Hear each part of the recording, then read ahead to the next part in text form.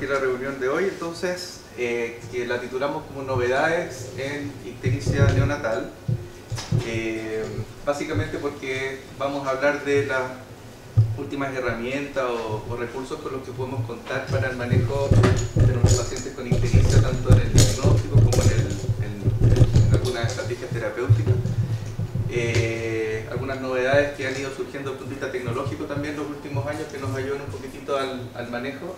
Y vamos a terminar con la novedad más importante, obviamente, que es la presentación de la nueva guía de la Academia Americana de Pediatría, que salió hace poquito menos de un mes y que cambia absolutamente todo el manejo con respecto a las curvas y todo lo que hasta ahora usábamos como base para la indicación de fototerapia y sanguinotransfusión, que era basada en las guías iniciales del 2004, se actualiza y digamos, la idea de haber adelantado la reunión, como decía el doctor Oces, para hoy, es porque ya estamos en condiciones de empezar a trabajar con esas curvas nosotros en el servicio. Entonces vamos a presentarla y vamos a dejar un espacio para la conversación, la discusión, para ver qué parte de esta guía vamos a poder aplicar, y a lo mejor algunas cosas vamos a tener que esperar un poco para su aplicación. En esta presentación vamos a participar la doctora Hoffman y la doctora Sarabia, que ellas prepararon la parte de la presentación de la guía, que la vamos a dejar al final. La doctora Hoffman por un tema infectológico, político, no pudo participar, pero la doctora Sarabia va a hacer la presentación de ambas. A ver, la presentación van a ser varios temas, pero son cortitos. La idea es en 20 minutos tratar de abarcar básicamente los métodos no invasivos que tenemos hoy día para el diagnóstico o para la estimación de la bilirrubina plasmática. Algunos que conocemos y otros que son más novedosos.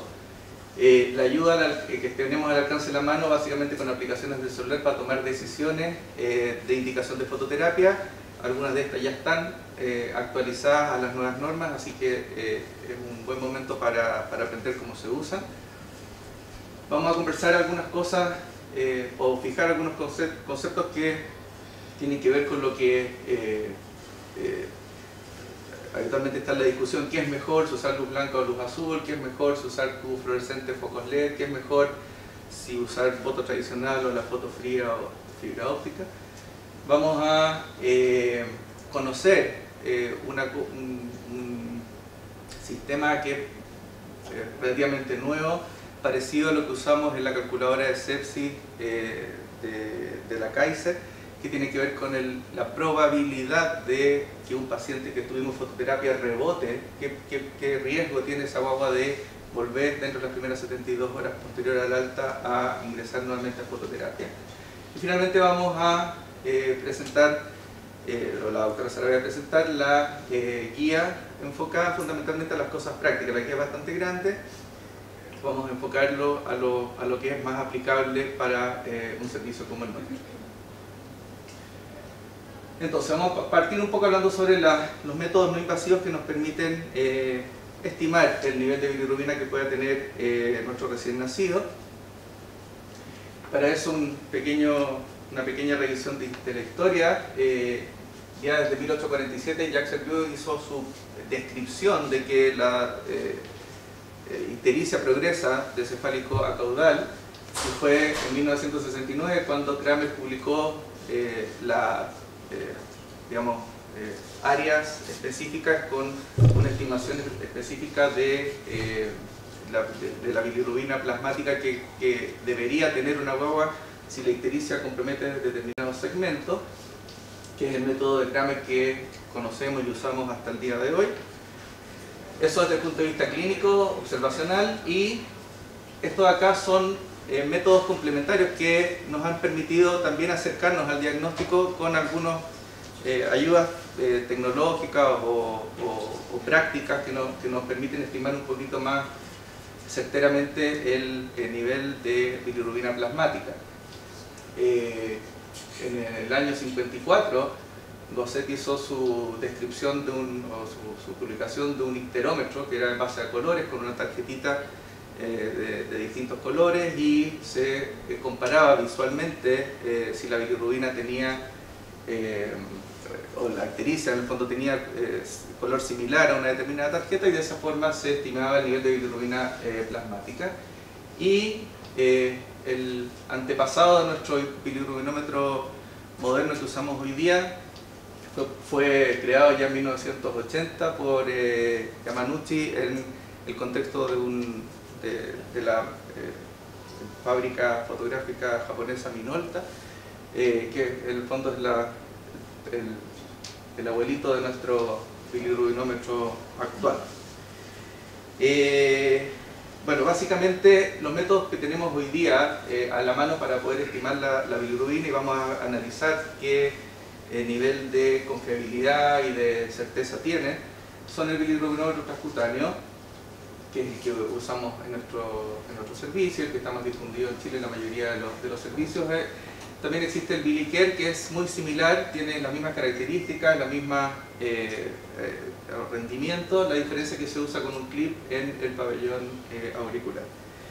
Y tenemos algunas aplicaciones de celular que han ido saliendo en los últimos años y que se han ido perfeccionando con el tiempo, y ya han salido algunos trabajos que nos han permitido evaluar si esto tiene algún grado de correlación o no, y nos permiten tomar la decisión si lo vamos a usar o no. Entonces vamos a conversar sobre algunas de estas aplicaciones también que nos permiten acercarnos al diagnóstico. Partiendo, vamos a ir analizando cada uno de estos métodos, qué grado de certeza y correlación tiene. Partiendo por el método de Kramer, que conocemos todas las áreas topográficas que nos permiten estimar el nivel de bilirrubina. Los trabajos lo que han determinado es que básicamente existe una importante dispersión de los valores cuando se hace el análisis de un grupo de personas de clínicos que estiman el nivel de bilirrubina en función del segmento corporal que está comprometido con ictericia.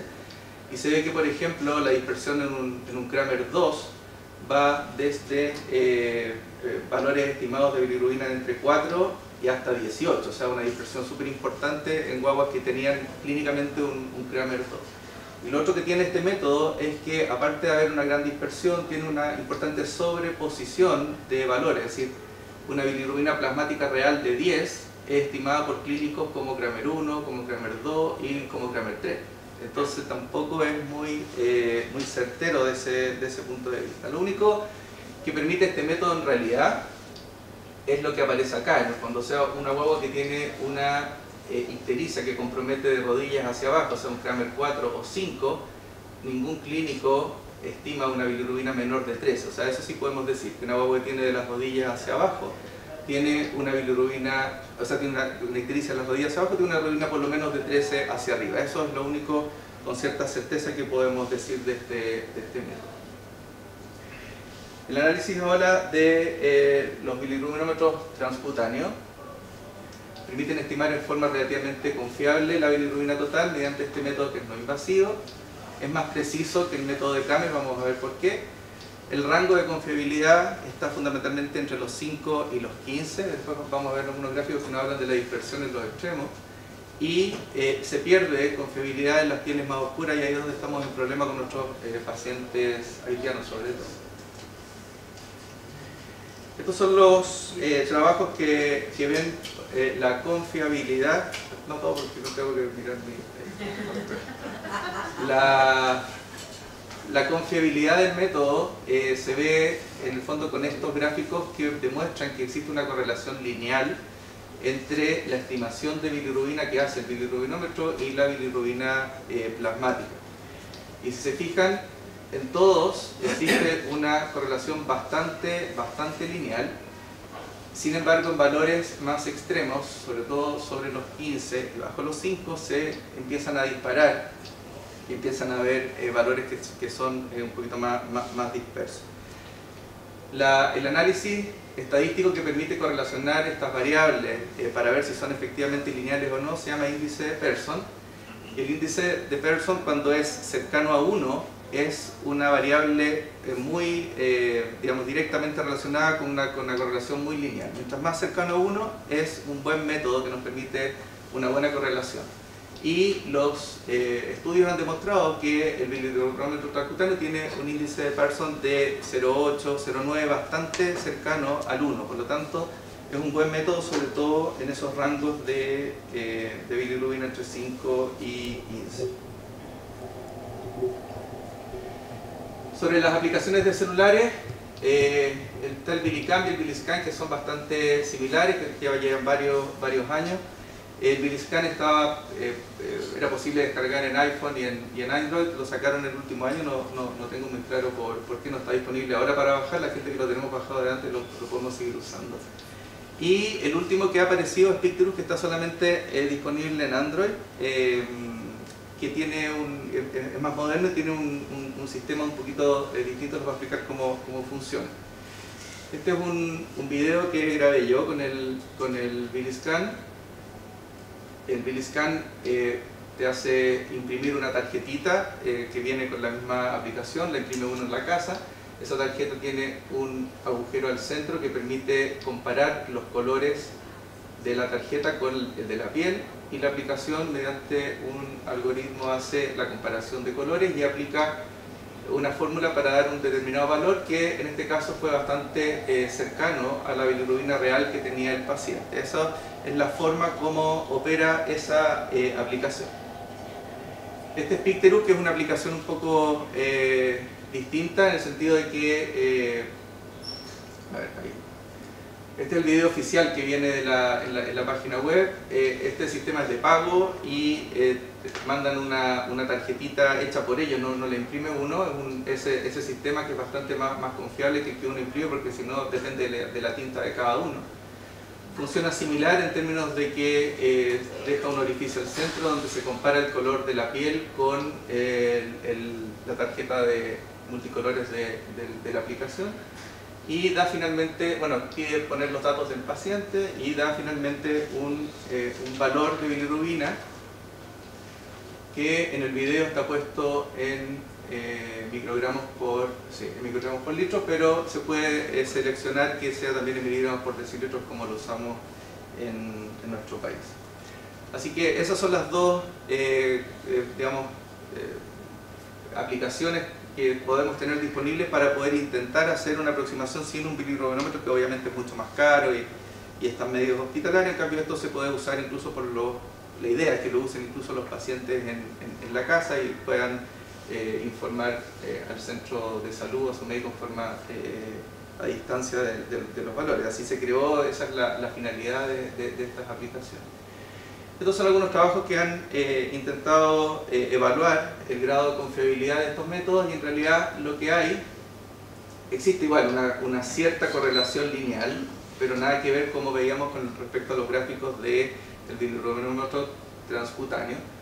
Hay mucha dispersión igual, y el índice de Pearson, por ejemplo, en términos de, estos trabajos hablan de 0,6, 0,55, por lo tanto estamos bastante lejos del 1, no es comparable con el 0,8 o 0,9 que el bilirrubinámetro transcutáneo aporta. Por lo tanto, son aplicaciones que están en proceso de fabricación, de perfeccionamiento.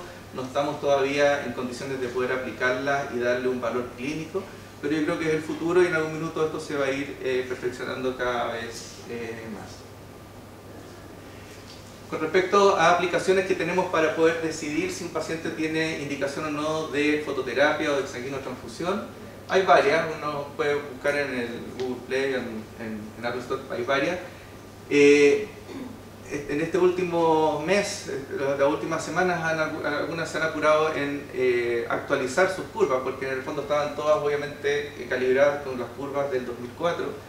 Estas últimas dos, el Bilitult y el Bilibaby, son las que hoy día están con las curvas nuevas de hace un mes atrás, las curvas del 2022 de la Academia Americana de Pediatría.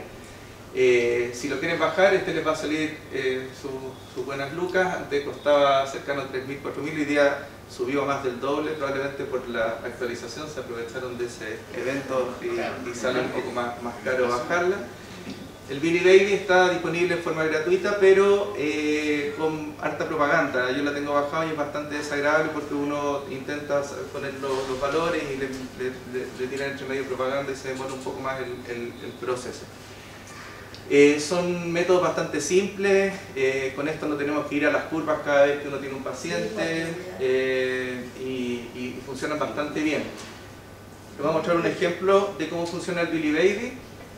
Esta es una bobita de 37 semanas, está puesto, como les decía, de acuerdo a las curvas que va a presentar la doctora Sarabia, donde es muy importante la presencia o no de estos factores de neurotoxicidad que ella va a comentar, porque las curvas son distintas si hay o no hay factor de riesgo de neurotoxicidad. Entonces nos preguntan algunas variables, en este caso una bobita de 37 semanas, adecuada a la edad gestacional, que a las 72 horas aparece con una bilirrubina de 17, y que no tiene factores de riesgo de neurotoxicidad, que son los que va a comentar la doctora Sarabia. Entonces esa guagua, nosotros ingresamos estos valores, el nivel de bilirrubina, las horas de vida que tiene, las semanas de edad gestacional, no seleccionamos el cuadrito de factores de riesgo de neurotoxicidad porque no tiene, y por lo tanto me da la respuesta y me dice esta guagua en este caso no tiene indicación de fototerapia, me da el umbral de la fototerapia a la que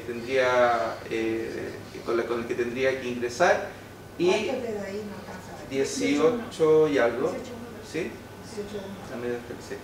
Y en la última parte tira la curva, que en este caso es la curva de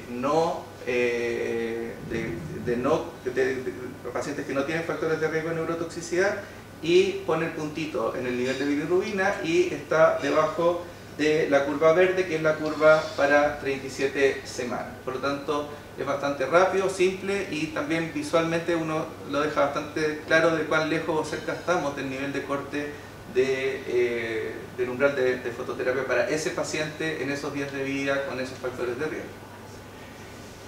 Y este es el mismo paciente, otro ejemplo, pero con factores de riesgo, neurotoxicidad, con la misma bilirrubina, las mismas horas de vida, exactamente igual, pero por ejemplo con enfermedad hemolítica o con una albúmina bajo 3 o con algunos de los otros factores de riesgo, sepsis, inestabilidad clínica, todo lo que va a comentar la doctora. Por lo tanto, la única diferencia es que uno tiene que marcar que la guagua tiene factores de riesgo de neurotoxicidad. Y por lo tanto, en este caso, para la misma guagua, con los mismos valores, pero con factor de riesgo de neurotoxicidad, cae en fototerapia. El umbral, en este caso es 16 y tantos, por lo tanto los 17 cae en fototerapia porque tiene factores de riesgo de neurotoxicidad, y nos tira la curva con el punto en el que estamos, y en este caso la curva amarilla es la de 37 semanas y por lo tanto está por sobre la indicación de fototerapia. Es bastante simple, rápido y útil. Esta es otra aplicación que está disponible y que es súper útil para prematuros, en el caso de nuestro servicio, que usamos las curvas NICE. Esta aplicación está basada en curvas NICE para todas las edades, pero nosotros la usamos fundamentalmente en menores de 35 semanas. Se llama Phototherapy, y por lo tanto vamos a ver un ejemplo igual que el anterior. Esta es una bobita de 28 semanas, adecuada a la edad gestacional, que al tercer día de vida tiene una bili de 11.5.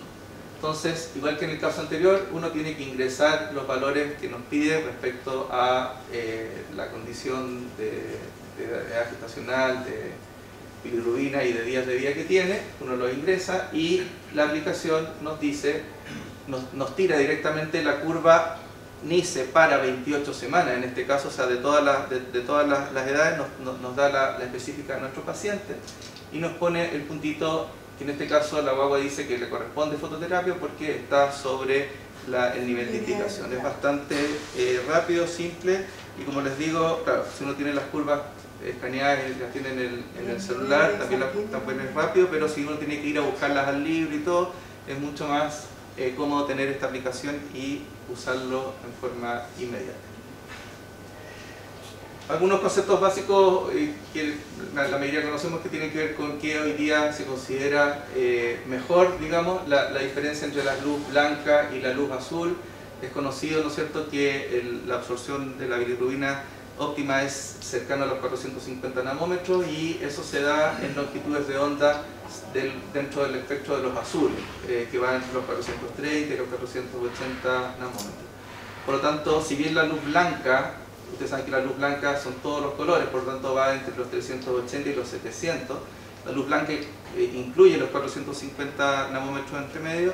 Obviamente, para optimizar la fototerapia conviene usar una concentración de longitud de onda más cercana a los 450 y por tanto la luz azul es la óptima en ese sentido. Si es mejor usar los focos tradicionales, antiguos que tenemos, que son los tubos fluorescentes calibrados obviamente para fototerapia, o usar los nuevos focos LED. Hay un metaanálisis, algo pasa con el computador, se va a descargar el computador. No. Pues del data. Sí, bueno, dejémoslo, no debe ser del data. Sí, yo creo que el data.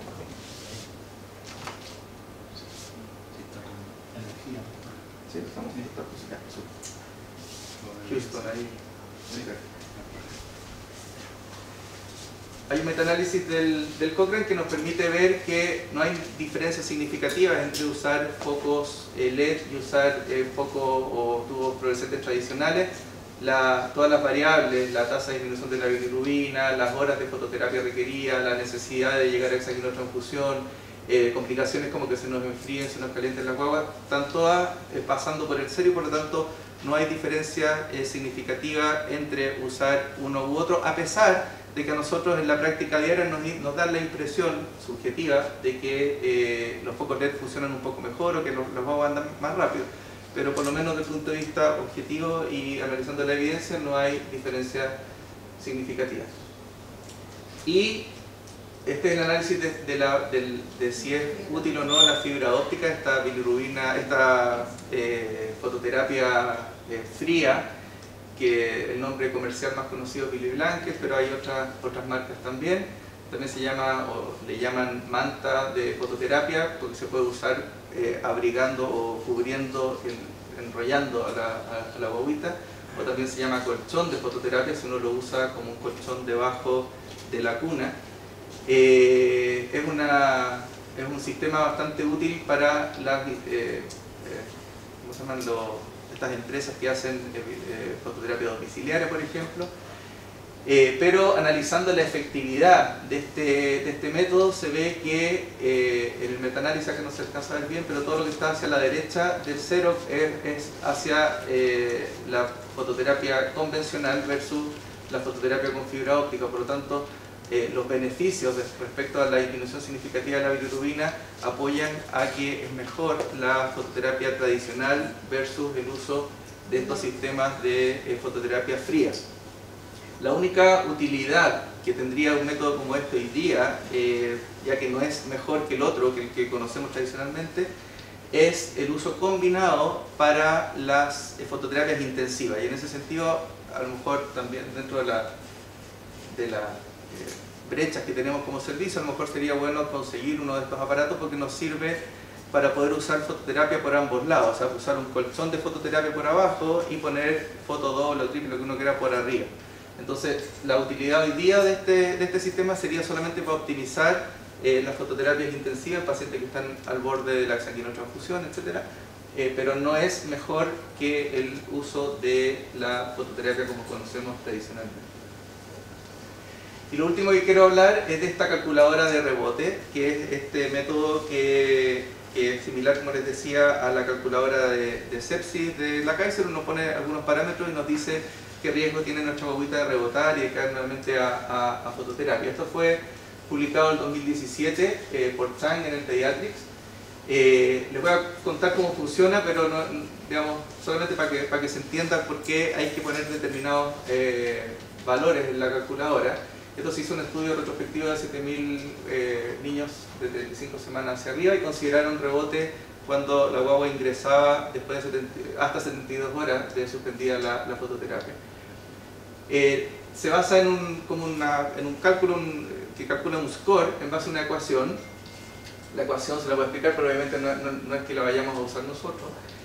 Es A es solamente un valor fijo de 15 si es que la guagua es menor de 38 semanas, si no, no se aplica esa A.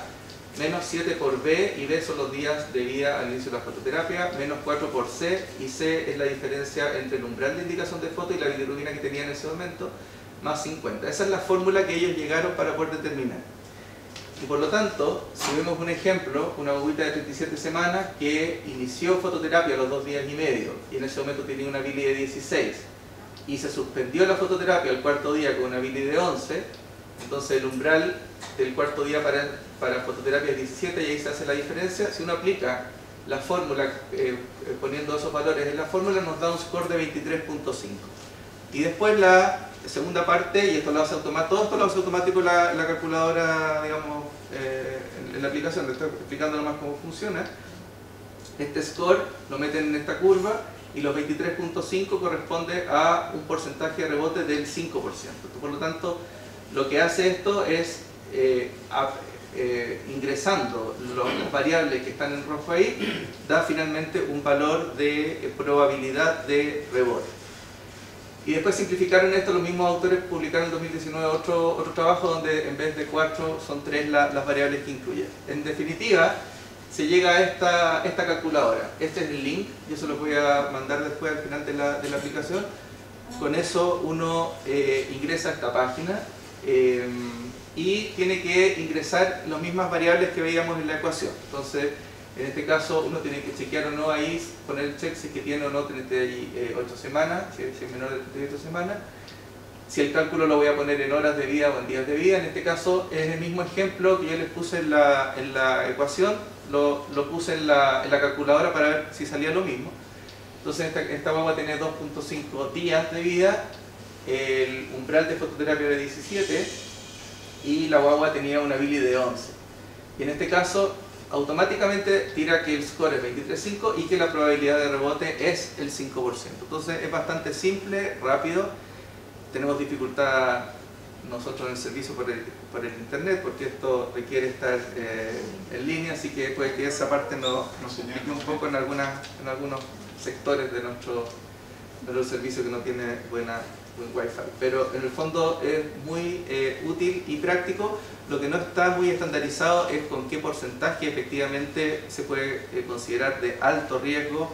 En algunas partes la gente que lo está usando está considerando citar entre 24 y 48 horas cuando la probabilidad de rebote es mayor a 5%. Pero eso todavía está por verse. Lo otro, que este sistema no está actualizado todavía a las curvas nuevas. Este algoritmo, esta ecuación se hizo en función de los umbrales de fototerapia para las curvas del 2004. Por lo tanto, probablemente hay que esperar algunas semanas o meses hasta que la actualicen para poder empezar a usar ya aplicado a los umbrales de las curvas que conocemos o que va a presentar ahora la doctora Sarabia, que son las curvas del 2022. Así que voy a dejar a la doctora para que presente esta. Lo que pasa es que está la aplicación, pero en el sótero hicieron una planilla de Excel Con lo mismo. En el fondo que aplica el cálculo matemático y que se pueden meter los datos y en el fondo la planilla de Excel se puede dejar en los computadores. Claro, y necesitamos internet, claro. Yo la tengo. Bueno, perfecto. Excelente. Y también se puede a lo mejor poner en el celular de cada uno, porque el Excel funciona. Claro, entonces se puede en el fondo, obviamente como dices tú no está actualizada, pero no necesitas en el fondo tener internet para poder usarla, así que podríamos en el fondo instalarla en algún computador y probar un poquito para usarla. Entonces, para finalizar, vamos a socializar la última guía publicada en el Pediatric, que fue publicada el 3 de septiembre de este año y que habla sobre el manejo de los recién nacidos de 35 más semanas.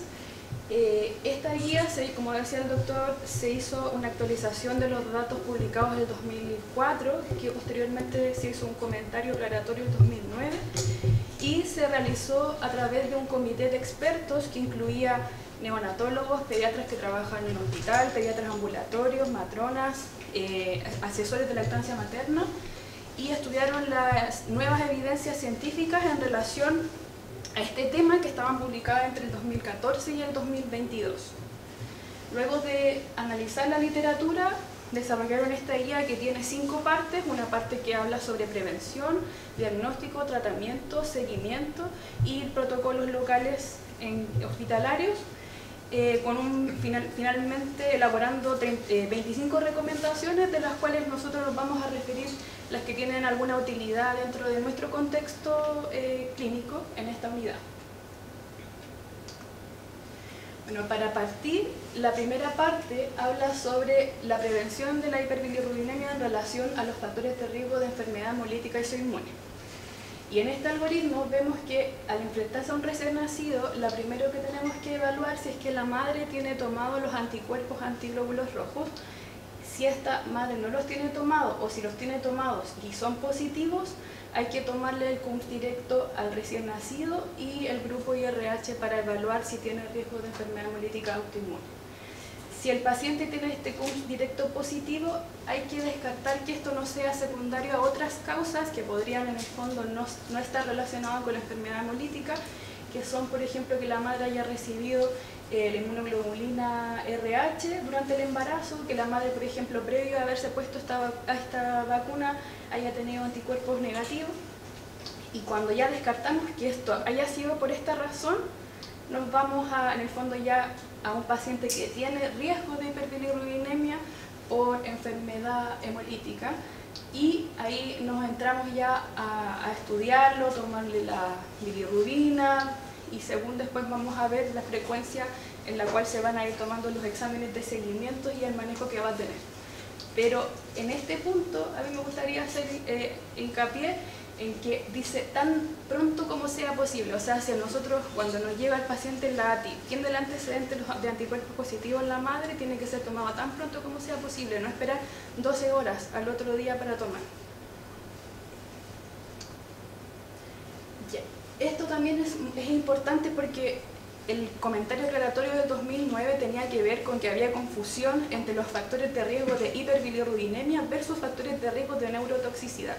Había partes en las que se ocupaban indistintamente y esto hacía confusión, ¿ya?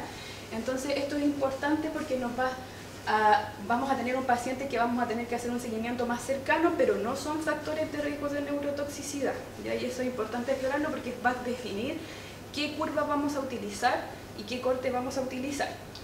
Entonces, los factores de riesgo de hiperbilirrubinemia tenemos la prematurez en sí, que en realidad de menos de 40 semanas hacia abajo va a ser más riesgo. Pacientes que hayan presentado hiperbili las primeras 24 horas, pacientes que hayan tenido no sé, tratamiento con fototerapia previa, que tengan factores de riesgo de enfermedad hemolítica, pacientes que tengan síndrome de Down, macrosómicos hijos de madre diabética, que tengan un cefalomatoma, que estén con alimentación con lactancia materna pero subóptima, que tengan antecedentes familiares de hermanos que hayan necesitado fototerapia o exsanguíneo transfusión. Pero si lo ven, bueno, son varios, pero no son estos la tabla que tenemos que ir a mirar cuando queremos definir qué curva es la que vamos a utilizar. Esta sí, y estos factores de riesgo son los que nos van a definir la curva que vamos a utilizar, y vamos a considerar, bueno, para después ver qué tabla usar, vamos a tener que tener nuestra bili, ver la edad gestacional del paciente, la hora en la que se tomó este examen, que lo vamos a ver en las siguientes diapositivas, y estos factores de riesgo. Y dentro de los factores de riesgo está la edad gestacional menor a 38 semanas, la albúmina, que esta es muy importante porque ahora como que aparece en esta guía, antes no estaba tan considerada, la enfermedad hemolítica, que también, aparte de la clásica, con un paciente que tiene un CUMS directo positivo, bueno, los gringos tienen un poquito más de déficit de glucosa 6-fosfato deshidrogenasa, que también debería considerarse como un factor de riesgo, u otras condiciones que pueden expresarse como una enfermedad hemolítica, la sepsis y la inestabilidad clínica significativa previo, o sea, 24 horas previo a la toma del examen. Ya son poquitos los factores de riesgo que vamos a considerar. Esto es súper importante porque deja súper claro y se acabó esta cuestión de tener que, o de la discusión de si vamos a considerar factor de riesgo el hecho de tener incompatibilidad de grupo. No existe eso. Se considera factor de riesgo en la neurotoxicidad solamente cuando hay evidencias de hemólisis. CUMS positivo, hemólisis en el hemograma, reticulocito. Por lo tanto, no es la incompatibilidad de grupo lo que nos va a hacer cambiar de curva, y eso es una cosa importante dejarlo claro. Sí.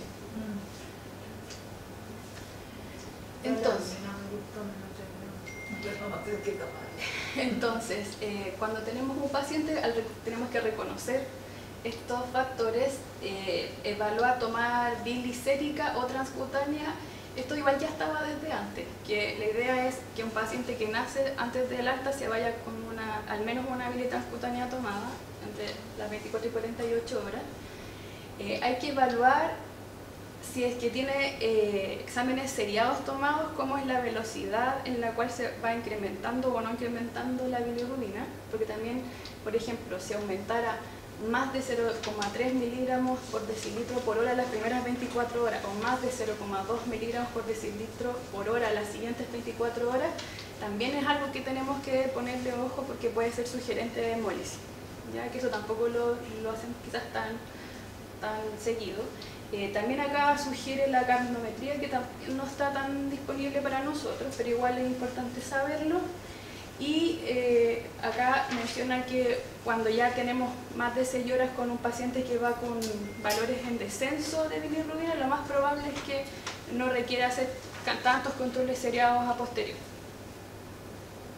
En relación a la fototerapia en sí, que el doctor ya habló harto de la fototerapia, la guía menciona que si bien no existe una evidencia como muy tangible de que la fototerapia disminuya o prevenga el daño neurológico leve versus otros riesgos que se mencionan dentro de la literatura como que aumenta el riesgo de epilepsia, el grupo de expertos de esta guía menciona que el beneficio supera el riesgo cuando la bilirrubina sérica está sobre el umbral terapéutico, ¿ya?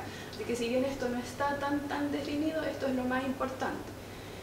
La nueva evidencia refiere que estos umbrales son más laxos comparados a los que se publicaron en el 2004 y para este umbral nosotros tenemos que considerar la edad gestacional y los factores de riesgo de neurotoxicidad, que son los que vimos en las tablas anteriores, para poder ver si iniciamos fototerapia, pero igual hay que ir viendo caso a caso, porque pueden haber casos en que todavía no estemos en este rango, pero tengan otros factores de riesgo que podrían uno iniciar sin tener que estar sobre este umbral.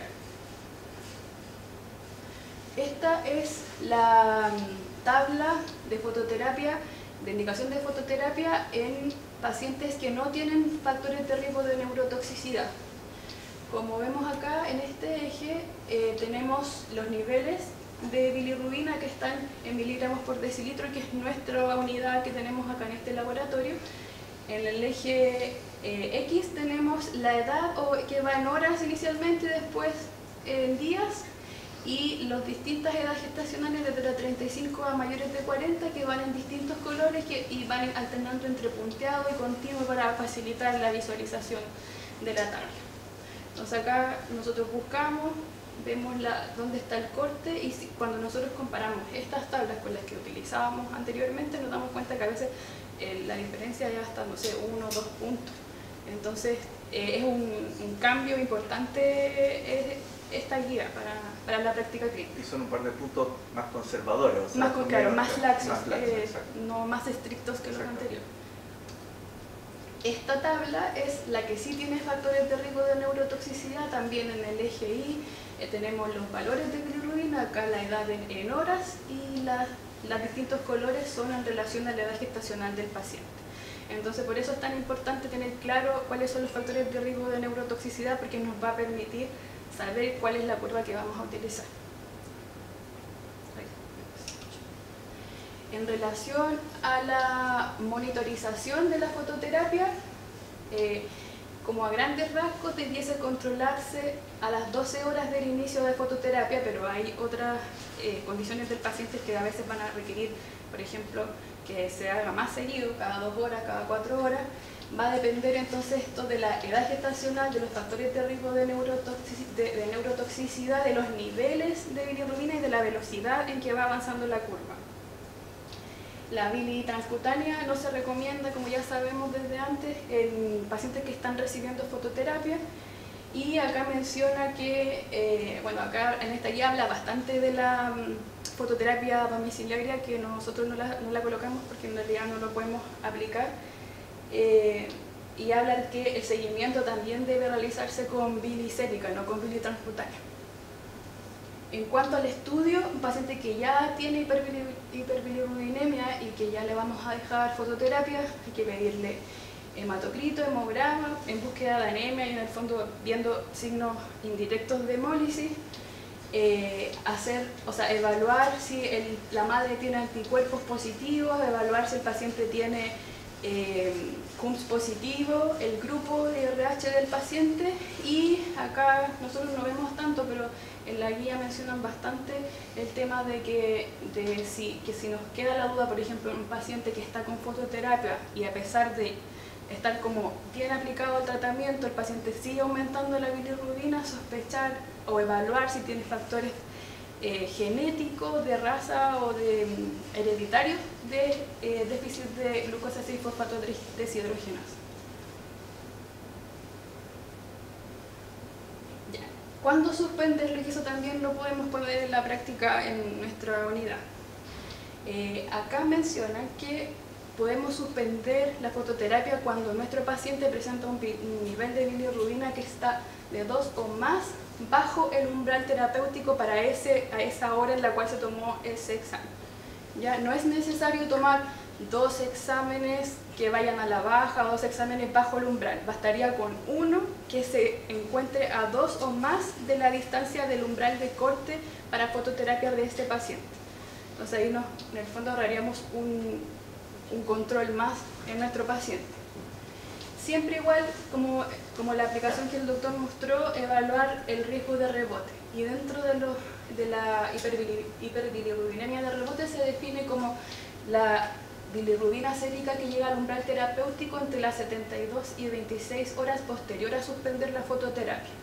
Y dentro de los factores de riesgo, esta guía menciona edad menor, que en el fondo la fototerapia, que la hiperbilirubinemia se haya instalado dentro de las primeras 48 horas, que el paciente tenga enfermedad hemolítica, que la edad gestacional sea menor a 38 y que la de entrada a la bilirrubina sérica sea muy elevada.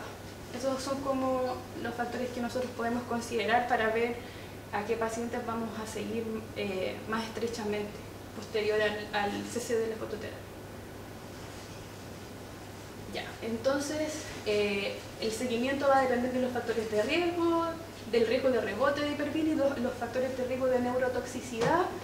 Se recomienda, si hay factores de riesgo, hacer seguimiento inicialmente cada 6 horas o cada 12 horas, posterior a la suspensión de la fototerapia, y posteriormente de esas 6 a 12 horas ya podemos saltarnos a 24 horas. En todos los otros casos que no tengan factores de riesgo de rebote o factores de riesgo de neurotoxicidad, puede ser a 24 horas más el control.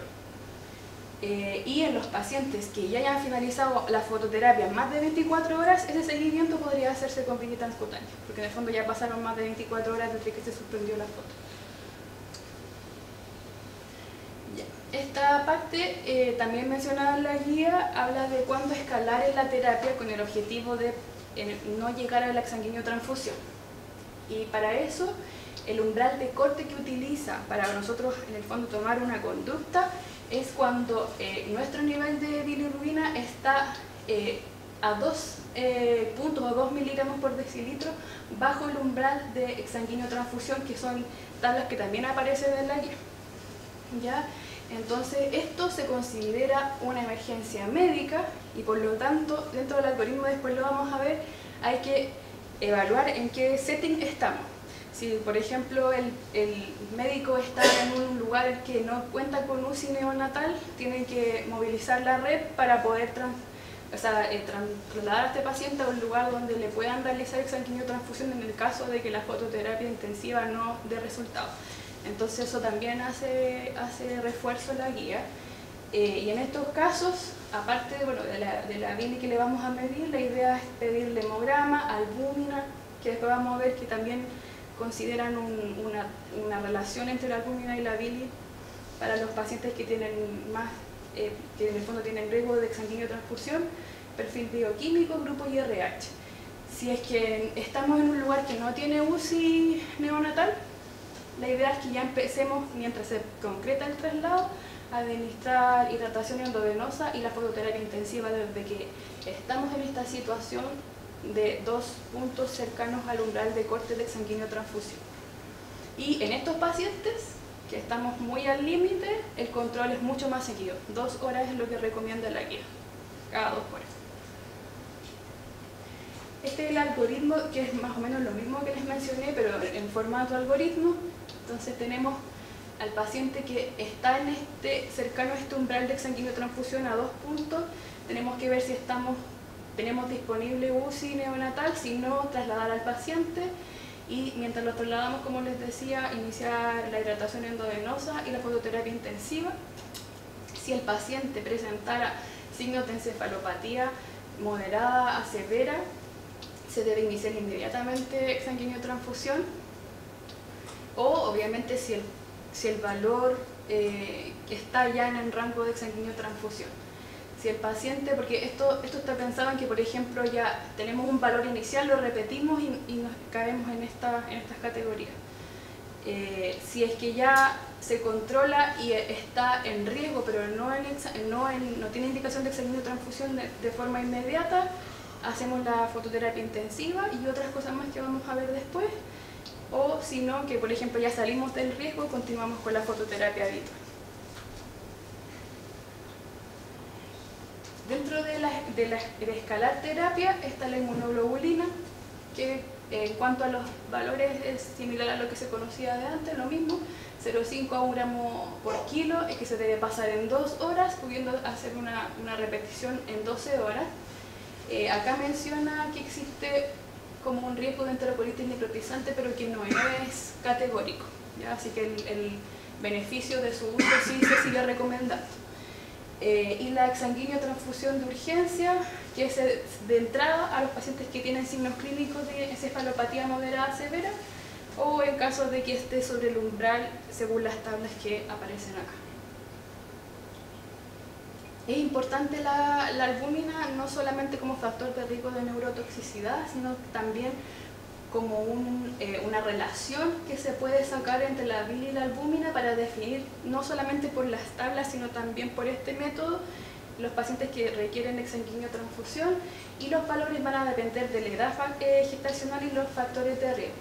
Esto está en la guía igual, en el fondo no tiene sentido aprendérselo de memoria, pero sí saber que existe para poder revisarlo cuando estemos frente a estos casos. Y en el fondo la razón va a ser mayor si es que el paciente, o sea, más estricto acá, si el paciente es más prematuro y tiene factores de riesgo de neurotoxicidad, versus que es de más de 38 semanas y que no tiene factores de riesgo de neurotoxicidad. Estas son las curvas.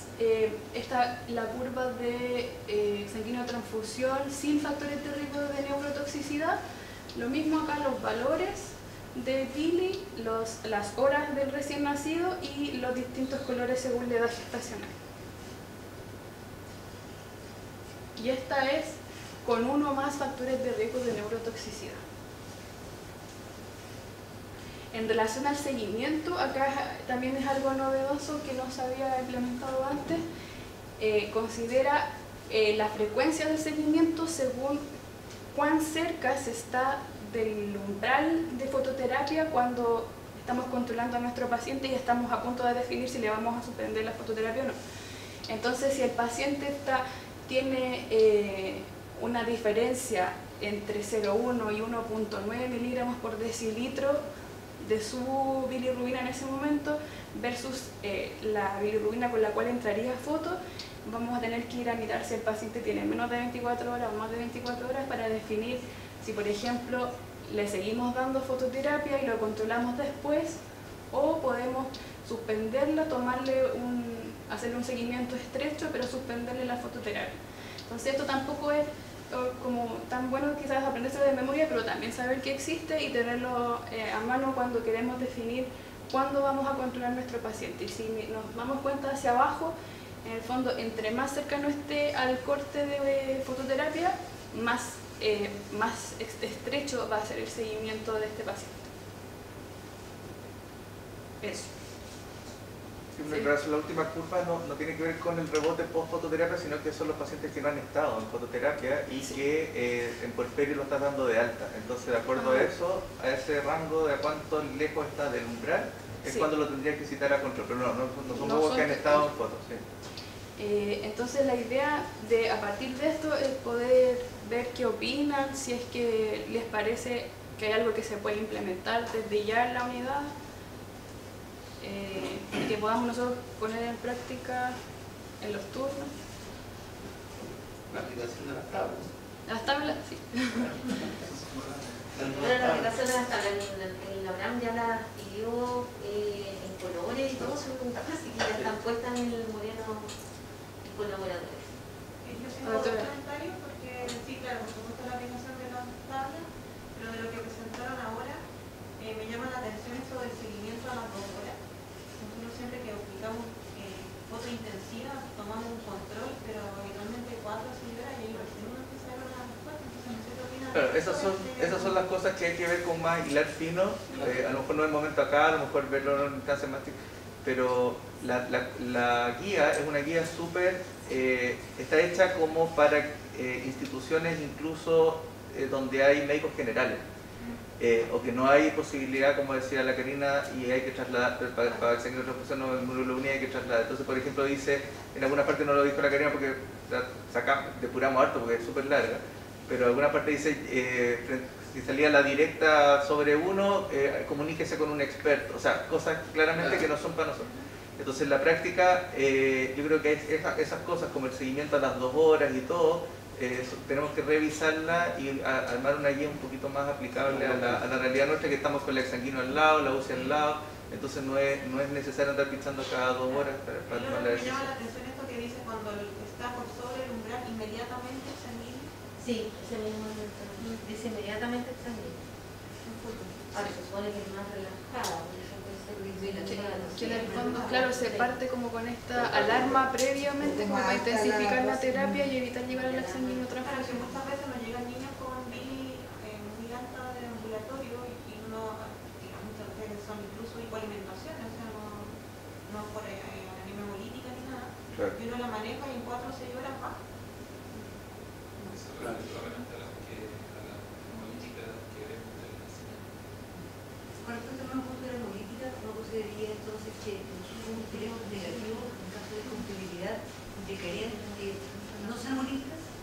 O sea, es que no es, o sea, es uno de los ítems, pero también ahí mencionan que hay que pedir el hemograma, imagino reticulocito. De la manera la pediríamos solamente la albúmina, nunca hemos pedido. Sí, eso se puede incorporar. En caso del paciente que tiene riesgo de realizarse sin transfusión. Claro, como es la misma muestra, porque es el perfil bioquímico, yo creo que deberíamos empezar a acostumbrarnos a pedir bili y albúmina, porque en el fondo no es más...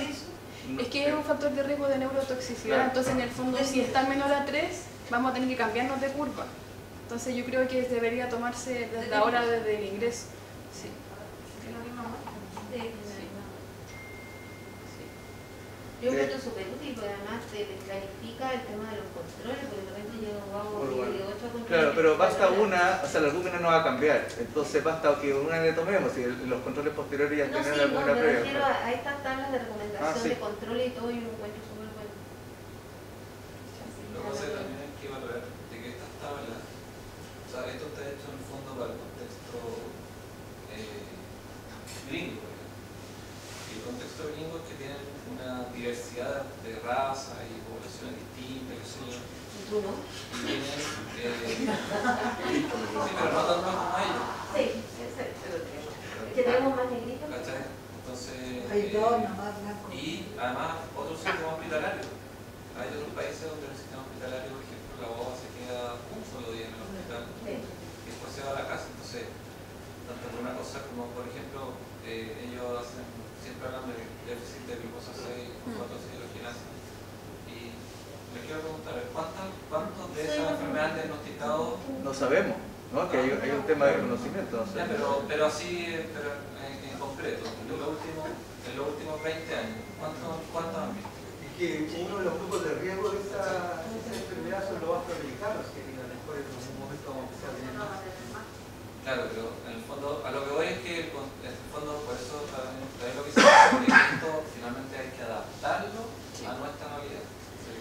Y el punto 5 de la guía es eso, dice como que hay que generar protocolos locales en base a esto. Claro. Y hace harto hincapié también en entregarle a la familia información por escrita sobre lo que es la hiperbilirubinemia, el manejo como a los signos de alarma para que vuelva, no solo verbalmente, que son cosas que igual se podrían... O sea, yo creo que podríamos desde ya empezar a usar las curvas, que yo creo que eso tenemos que hacerlo, y a lo mejor armar una comisión que se dedique a ver, hilar fino en las cosas más puntuales respecto al timing de seguimiento, esta indicación de suspensión que ahora cambió, ya no es, como decíamos, 2 valores de deceso, sino que basta que esté 2 valores debajo del nivel de corte, pero a lo mejor en una guagua que tiene más factores de riesgo, que tiene ruralidad, de repente es mejor.